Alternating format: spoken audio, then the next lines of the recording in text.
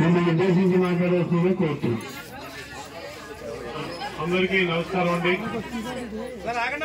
వేదిక మీద పెద్దలు సూరిబాబు రాజు గారు, ఎక్స్ మున్సిపల్ చైర్మన్, తుమ్మల బాబు గారు కూడా చైర్మన్, మా జనసేన నాయకులు, రంగనాథ్ గారు, మా చిరకాల స్నేహితులు చిన్నరాజప్ప ఎమ్మెల్యే గారి తనయులు, అలాగే కౌన్సిలర్స్, టీడీపీ జనసేన సంబంధించిన కౌన్సిలర్లు, జనసేన నాయకులు, టీడీపీ నాయకులు, వీర మహిళలు అందరికీ, అలాగే ఇక్కడ వచ్చిన ప్రెస్ మిత్రులకి, ఈ ఎవరైతే టిడ్కో కాలనీ వాసులు మీరంతా ఉన్నారో మీ అందరికీ కూడా అందరూ నా హృదయపూర్వక నమస్కారాలు.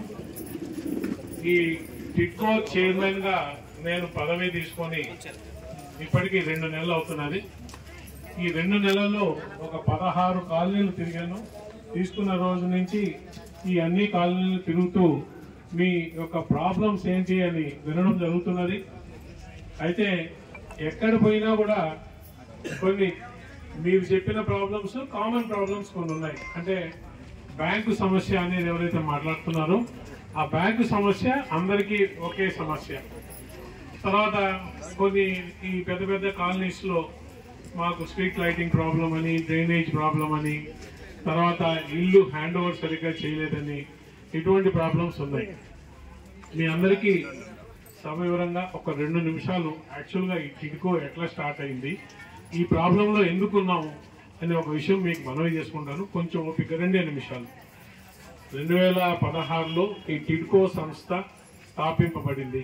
అప్పటి ముఖ్యమంత్రి నారా చంద్రబాబు నాయుడు గారు, అప్పటి మున్సిపల్ శాఖ మంత్రులు నారాయణ గారు, వీళ్ళిద్దరు కూడా పేద బడుగు వర్గాలకి నాణ్యమైన ఇళ్లతో పాటు వాళ్ళకి ఇటువంటి మంచి ఒక గేటెడ్ కమ్యూనిటీ, ఒక ముందర అంటే మీరందరూ వినుంటారు గేటెడ్ కమ్యూనిటీస్ అని, సముదాయాలు, వాటిల్లో ఇళ్లే కాకుండా అన్ని సౌకర్యాలు కలిగే విధంగా open air parks, schools, municipal, తర్వాత primary health centres, shopping malls, ఇటువంటి అన్ని కూడా ఈ సముదాయాలనే సమకూర్చి వీళ్ళకి నాణ్యమైన ఇల్లు కట్టిస్తే వాళ్ళకు కూడా బాగుంటుంది, ఉండడానికి సొంత ఇల్లు అనే ఒక కళ నెరవేరుతుంది అనే ఒక మంచి ఆశయంతో 2016లో ఈ టిడ్కో సంస్థ స్థాపించి సెంట్రల్ గవర్నమెంట్ 7 లక్షల ఇల్లు ఆంధ్రప్రదేశ్కి మంజూరు చేస్తే ఇది ఓన్లీ అర్బన్ ఏరియాస్ అంటే పట్టణ ప్రాంతంలో ప్రజలకు మాత్రమే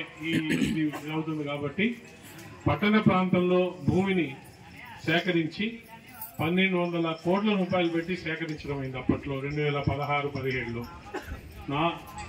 4,52,000 ఇళ్ళు తీగలము ఈ మనం కొన్న భూమిలో అని చెప్పి 7 లక్షల బదులు 4,52,000 ఇళ్ళకి టెండర్లు ఇచ్చి వాళ్ళకి ఇమ్మీడియట్ గా పనులు అప్పగించి స్టార్ట్ చేయమని చెప్పడం జరిగింది. 2017 నుంచి పనులు స్టార్ట్ అయితే 19 దాకా వేగవంతంగా జరిగాయి. 2019లో గవర్నమెంట్ మారింది. గవర్నమెంట్ మారిన తర్వాత ఆ గవర్నమెంట్ ఏం చేసిందంటే ఏ గృహ సముదాయాల్లో 25% కన్నా తక్కువ కంప్లీట్ అయిన గృహాలు ఎన్నున్నాయి, అసలు ఇంకా మొదలు పెట్టని గృహాలు ఎన్నున్నాయి, వీటి మాకు లెక్క చెప్పండి అని చెప్పి వివిధ కారణాలు చూపించి 4,52,000 ఇళ్లు ఏదైతే తెలుగుదేశం ప్రభుత్వం మంజూరు చేసిందో దాన్ని 2,61,000 ఇళ్లకి కట్ చేశారు, తగ్గించారు. ఈ 2,61,000 ఇళ్లలో కూడా రకరకాల మార్పులు తీసుకొచ్చారు. ముందర తెలుగుదేశం ప్రభుత్వం ఈ 2017లో ఇల్లు మీకు మంజూరు చేసినప్పుడు అప్పటి స్కీమ్ ఏంటంటే 3 రకాల ఇళ్లు ఉన్నాయి. 330 చదరపు అడుగులతో ఒక రకం కేటగిరీ 1, 360 చదరపు అడుగులతో కేటగిరీ 2, 430 చదరపు అడుగులతో కేటగిరీ 3 అని 3 కేటగిరీలు.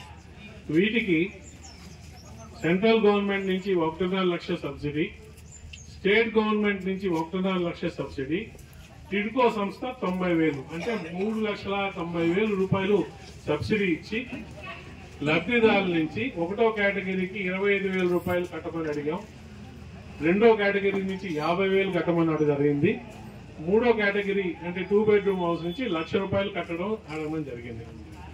బ్యాంకు లోను మొదటి కేటగిరీకి 2,50,000 రూపాయలు, రెండో కేటగిరీకి 3,15,000, మూడో కేటగిరీకి 3,65,000 రూపాయలు రుణం తీసుకోమని చెప్పి ఎవరైతే బ్యాంకు రుణానికి అర్హులు ఉన్నారో చూసి వాళ్ళకి లబ్ధిదారులు ఐడెంటిఫై చేసి ఇవ్వడం జరిగింది. అప్పట్లో ఈ ప్రభుత్వం జగన్ ప్రభుత్వం వచ్చిన తర్వాత ఇల్లు కుదిర్చడమే కాకుండా వాళ్ళు ఏం చేశారంటే ఒక రూలు, ఈ మొదటి కేటగిరీ ఏదైతే ఉందో దాన్ని 25,000 కట్టపడలేదు, 500 కట్టే చాలు.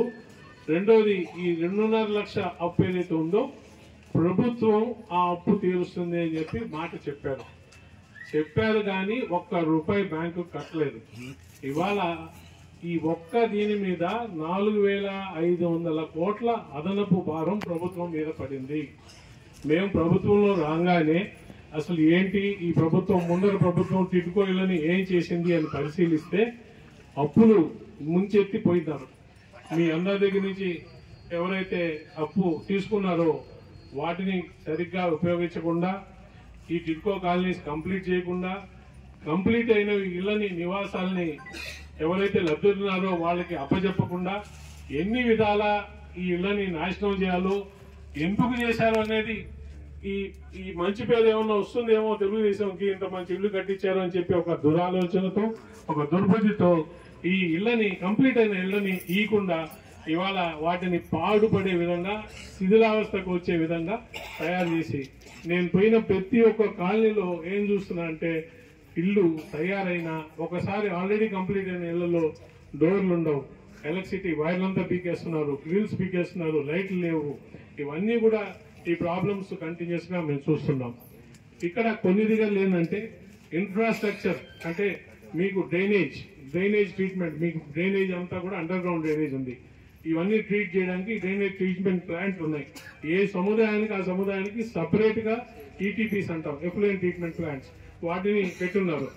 అవన్నీ కూడా ఆపరేషన్ అంటే పని చేయకుండా నిర్వీర్యం చేసేసి, ఎందుకంటే అవన్నీ పనిచేస్తే జనాలు బాగా లోపలికి వస్తారు, డిమాండ్ వస్తుందని చెప్పి మరొక దురాలోచనతో అవన్నీ కూడా పని చేయకుండా నిర్వీర్యం చేసి పెట్టున్నారు. సో ఇవే కాదు, ఇవాళ మేము ఎన్నో అయితే ఇప్పుడు చూడండి, ఇంత భూమి, ఇంత కాస్ట్లీ భూమిలో ఓపెన్ ఎయిర్ పార్క్స్ అని చెప్పి మీకు మంచి రోడ్లు వేసి మంచి సదుపాయాలతో చేయాల్సినవి ఇవాళ మాకు వచ్చేసరికి ఒక పని కాదు. బ్యాంక్ వాళ్ళు మీ పేరు మీద లోన్స్ తీసుకున్నారు. దీంట్లో రకరకాల ప్రాబ్లమ్స్ ఉన్నాయి మాకు తెలిసి. ఒకటేంటంటే లోన్ తీసుకొని ఇల్లే ఇంతవరకు ఇవ్వలేదు, కానీ వాళ్ళకి ఈఎంఐలు వస్తున్నాయి. ఏమనంటే చాలా మంది మాకు వచ్చి ఏం చెప్తున్నారంటే, సార్ మా పేరు మీద అప్పు తీసుకున్నారు, మాకు ఇల్లు కూడా ఇవ్వలేదు, ఇప్పుడేమో మా దగ్గరికి వచ్చి అప్పు తీసుకున్నారు కదా డబ్బులు కట్టండి అని అడుగుతున్నారు. మరి ఇల్లు కూడా మేము ఎందుకు డబ్బులు కట్టాలనేది ఒకటి.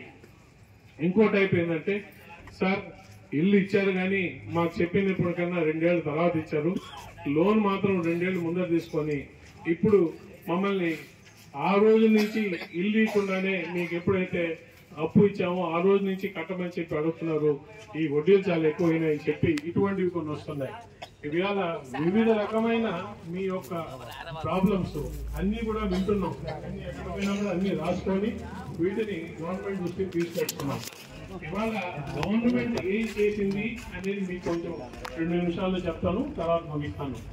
మేము ఇటువంటి విషయాలన్నీ చూసి గవర్నమెంట్ ఒక 3 కమిటీలు ఇప్పుడు నియమించింది.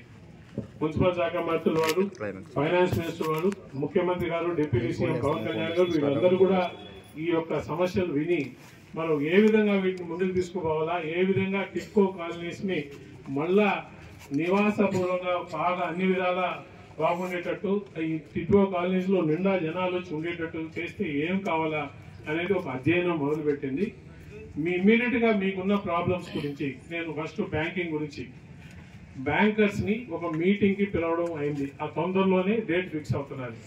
మొత్తం బ్యాంకర్స్ అందరినీ పిలిచి ఈ విధంగా మీరు ఒత్తిడి చేస్తున్నారట, ఇటువంటి వడ్డీల గురించి చాలా అనుమానాలు ఉన్నాయి మాకు, ఈ దేనికి అప్పులు తీసుకున్నారు, అప్పు తీసుకుని దేనికి వాడారు, ఎందుకు వడ్డీలు కట్టాలా, తర్వాత మాకేదన్నా టైం ఇస్తారా, ఇటువంటి కొంచెం బ్యాంకర్స్ ప్లస్ మా టిడ్కో ఆఫీషియల్స్ అయితే ఏమీ లేదు, ఏ శాఖ అయితే మేము వస్తామో మున్సిపల్ శాఖ, ఆ మున్సిపల్ శాఖ ఆఫీషియల్స్ వీళ్ళందరూ కూడా, ఫైనాన్స్ మినిస్టర్ నుంచి కూడా అందరూ కూర్చొని ఈ బ్యాంకులతో మాట్లాడడం అనేదానికి ఒక తారీఖు ఫిక్స్ అయింది. తొందరలోనే అందరూ కలిసి ఏ విధంగా దీన్ని మనం ప్రజలకి ముందర కొంచెం వెసులుబాటు ఇస్తామో, వెసులుబాటు ఇచ్చి కొంచెం టైం తీసుకొని దీని మీద అధ్యయనం చేసి ఎట్లా ముందరికి పోతాం అనేది ఒక ప్రక్రియ స్టార్ట్ అయింది.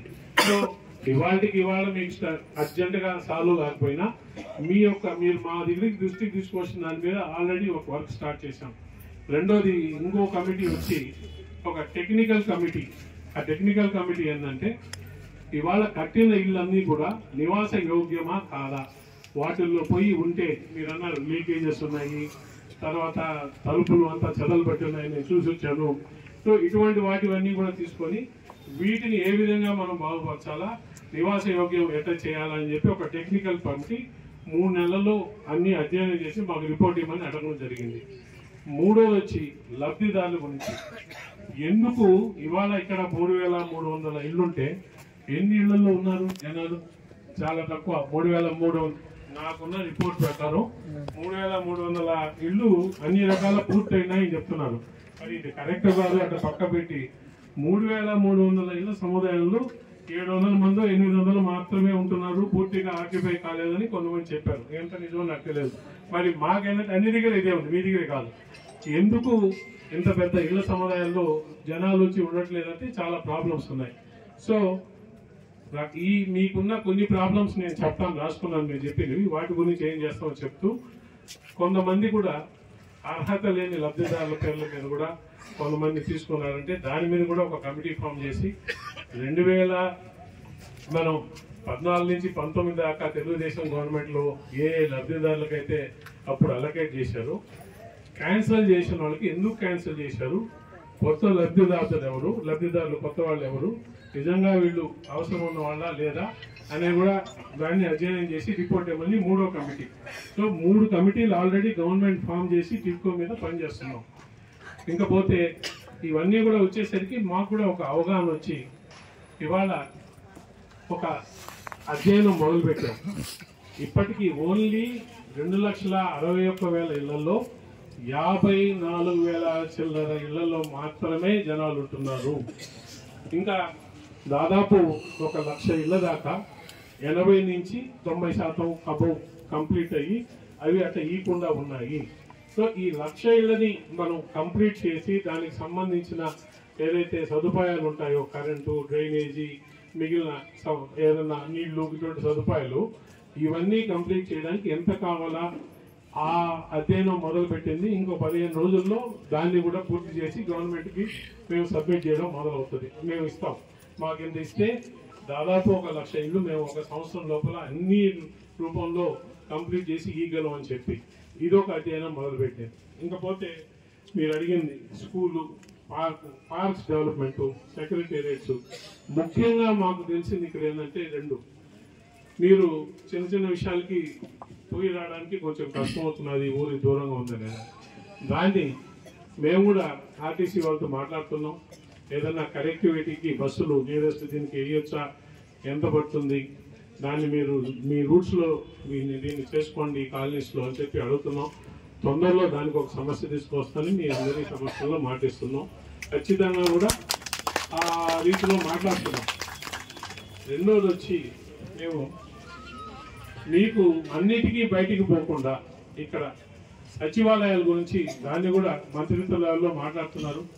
ఒక 1,000-1,500 ఇల్లు పైన సముదాయాల్లో ముందర సచివాలయాలు పెడితే వాళ్ళ అవసరాలు అక్కడనే తీరుతాయి. కాబట్టి దానికి స్థాపించడానికి ఏం కావాలని చెప్పి దాని గురించి కూడా రిప్రజెంటేషన్ ఇవ్వడం అయింది. దాన్ని వాళ్ళు సానుకూలంగా స్పందించి త్వరలో దాని గురించి కూడా మాట్లాడతామని చెప్పారు. అలాగే రేషన్ షాపులు, మేము రేషన్ షాపులు నేను మా ఎండి గారు టిడ్కో ఎండి గారు పోయి నాదెళ్ల మనోహర్ గారు సివిల్ సప్లైస్ మినిస్టర్కి ఒక రిప్రజెంటేషన్ ఇచ్చాం. మాకు టిడ్కో కాలనీస్లో రేషన్ షాప్స్ కావాలా అంటే ఆయన ఇమ్మీడియట్ గా జనవరి నుంచి రేషన్ షాప్ చేయడం మొదలవుతుంది. మీరు ఎన్ని కావాలో చెప్పి ఆయా ఎమ్మెల్యేల ద్వారా రిప్రజెంటేషన్ ఇప్పిస్తే నేను మీరు అడిగిన ప్రతి ఒక్క రేషన్ షాపు శాంక్షన్ చేస్తాను అని మాట్లాడడం జరిగింది. సో రేషన్ షాప్స్ కూడా తొందరలో మీకు ఇక్కడే పెట్టడం జరుగుతుంది. ఇంకపోతే మీకు మిగిలినవి ఏదైతే చిన్న ఉన్నాయో స్ట్రీట్ లైటింగ్ గురించి కానీ, జంగిల్ క్లియరెన్స్ కానీ, ఇటువంటివన్నిటి కూడా ఇప్పుడు ఒక జవాబుదారీ గల ప్రభుత్వం, కూటమి ప్రభుత్వం. ఇక్కడ ప్రతి ఒక్కరు కూడా ప్రజలు ఏదైనా అడిగితే ఆ ప్రజల సమస్యల్ని మనం ఏ విధంగా తీర్చాలా అనే ఒక రెస్పాన్సిబిలిటీ ఉన్న ప్రభుత్వం ఉంది. కాబట్టి ఈ ఏదైతే జంగిల్ క్లియరెన్స్ కానీ, ఈ లైటింగ్ కానీ, డ్రైనేజ్ కానీ అటువంటి ప్రాబ్లమ్స్ మా దృష్టికి రాగానే మున్సిపాలిటీ వాళ్ళని తీసుకురావడం, మున్సిపాలిటీ వాళ్ళని చూపించడం, దీన్ని మీరు ఇమీడియట్గా సాల్వ్ చేయండి అని చెప్పడం జరుగుతున్నది. ఇంకా కూడా ఇంకొక పని చేసాం. మేము పోయి హోమ్ మినిస్టర్ గారిని కలిసి హోమ్ మినిస్టర్కి మేము కూడా ఒక రిప్రజెంటేషన్ ఇచ్చాం. ఏమనంటే 4,000 లేకపోతే 5,000 పైన ఇళ్ల సముదాయంలో ఒక పోలీస్ స్టేషన్ నెలకొల్పాలా, 2,000 ఆ పైన ఉన్న ఇళ్లలో ఒక పోలీస్ అవుట్ పోస్ట్ నెలకొల్పండి, అంతకన్నా తక్కువ ఇళ్లలో నియరెస్ట్ పోలీస్ స్టేషన్కి అటాచ్ చేసి గస్తీ పెట్టండి, రోజుకి 2 సార్లు 3 సార్లు అన్నా కూడా తిరిగే విధంగా గస్తీ పెట్టండి. 4 ఈ మొత్తం టిడ్కో సంస్థ సముదాయాల్లో ఎన్ని ఉన్నాయో 160 పైన ఉన్నాయి సముదాయాలు రాష్ట్రంలో. ఈ మొత్తం టిడ్కో సముదాయాల్లో సీసీ కెమెరాలు గవర్నమెంట్ కాస్ట్ లో పెట్టమని అడిగితే దాన్ని ఇమ్మీడియట్ గా గవర్నమెంట్ యాక్సెప్ట్ చేసి కలెక్టర్కి రాసింది. మీరు ఎన్ని సీసీ కెమెరాలు కావాల్సి ఉంటాయో ప్రధాన కూడల్లో మీరు దాన్ని కూడా ఒక అసెస్ చేసి మాకు ఇవ్వాలని సీసీ కెమెరాలు పెట్టడం ప్రభుత్వ దీంతో. సీసీ కెమెరాలు పెడితే ఈ కెమెరాలంతా కూడా nearest police station control centre లో ఉంటుంది. So law and order problem కూడా మెరుగుపడుతుంది ఖచ్చితంగా అని చెప్పి ఈ సీసీ కెమెరాలు. అలాగే కొన్ని ఇటువంటి ప్రధాన కూడల్లో డ్రోన్ సర్వేలెన్స్, డ్రోన్స్ పైనుంచి తిరుగుతా ఈ డ్రోన్ సర్వేలెన్స్ కూడా రిక్వెస్ట్ చేస్తే దాన్ని కూడా పరిశీలిస్తామని చెప్పి. సో మీ యొక్క సమస్యలు ఏదైతే ఉన్నాయో నేను తిరిగిన ఈ 2 నెలల్లో దాదాపు 70-80% కామన్ సమస్యలు ఉన్నాయి.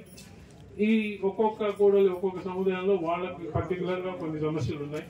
ఆ సమస్యల వరకు లోకల్ ఎమ్మెల్యే గారితోనూ లోకల్ మున్సిపాలిటీ వాళ్ళతో మాట్లాడి పరిష్కరిస్తాం. ఈ కామన్ సమస్యల గురించి మాత్రం ఆల్రెడీ మేమందరం దాని మీద ఒక అధ్యయనం చేస్తున్నాం. త్వరలో మంచి వార్తలు వస్తాయి. బ్యాంక్తో కూర్చున్నప్పుడు బ్యాంక్ వాళ్ళని మేము కూడా ప్రశ్నించడం జరుగుతుంది. అసలు ఏ విధమైన వడ్డీ వేస్తున్నారు, అంతంత వడ్డీలు ఎందుకు అడుగుతున్నారు, ఎంత తీసుకున్నారు, దాని స్కీమ్ ఏంటి అని చెప్పి మరొకసారి అవన్నీ కూడా పరీక్షించి బ్యాంక్ వాళ్ళతో మాట్లాడి గవర్నమెంట్ ఏ విధంగా మనం లబ్ధిదారులకి సహాయం చేయొచ్చనే ఒక అధ్యయనం చేసి దాని గురించి చంద్రబాబు నాయుడు గారు లేకపోతే మా మంత్రి వారు దాని గురించి త్వరలో ఒక ఇది చేయబోతారు అనౌన్స్మెంట్. సో మీరు అందరూ కూడా కొంచెం మీ బాధ్యతగా ఇంత మంచి ఇల్లు, ఇంత మంచి సముదాయాలు కట్టారు కాబట్టి ఇక్కడ ఎటువంటి అసాంఘిక చర్యలు జరగనీయకుండా చూడండి, ఉండండి. ఇక్కడ నేను వచ్చిన తర్వాత మా ఆర్గనైజేషన్ లో నేనేం చెప్తున్నానంటే, ఇంత ముందర ఏమంటే సార్ ఇన్ని ఇల్లు మేము తాళాలు ఇచ్చేసాము అని చెప్తున్నారు. నేను చెప్పాను తాళాలు ఇవ్వడం ముఖ్యం కాదు, ఇన్ని ఇళ్లలో జనాలు వచ్చి ఉంటున్నారు, 2 సంవత్సరాలు ఉంటే గానీ వాళ్ళ పేరు మీద రిజిస్టర్ చేయకండి, వాళ్ళు అమ్ముకోవడానికి లేకుండా ఏదన్నా పెట్టండి ఇన్నేళ్ళు ఉంటే కానీ అని చెప్పి ఇటువంటి రూల్స్ కూడా ఆలోచిస్తున్నాం.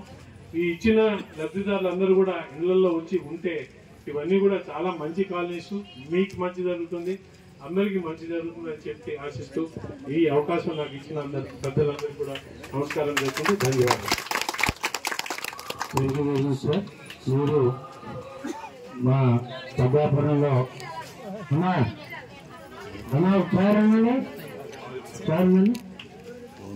సభాపురంలో టిడ్కో హౌసింగ్ కాలనీకి వచ్చి వారి యొక్క సమస్యల్ని పరిష్కారం చేస్తానని చెప్పేసి వాగ్దానం చేసినందుకు వారందరి తరఫున ప్రజాపట్నం ప్రజలందరి తరఫున మీకు హృదయపూర్వక తెలియజేస్తున్నా.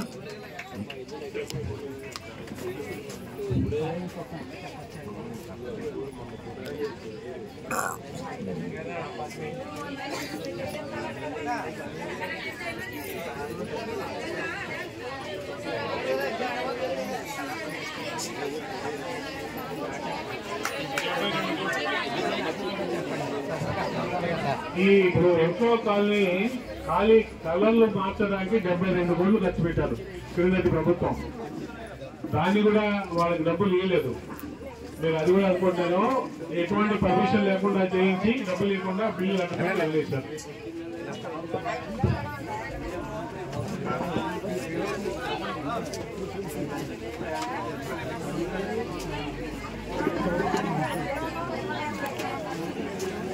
పార్టీ మిత్రులందరూ కూడా వస్తే ప్రెస్ మీట్ ఉన్నది. అదే